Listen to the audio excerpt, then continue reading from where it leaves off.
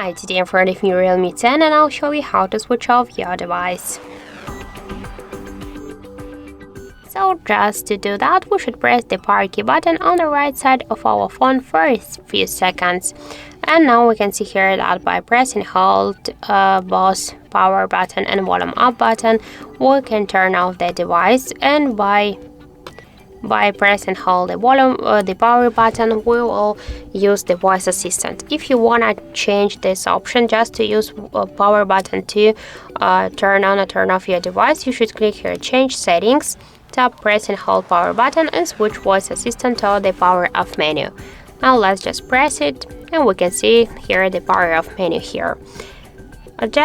Let's turn off our device, hold this white dot and slide it to the down to the power off icon.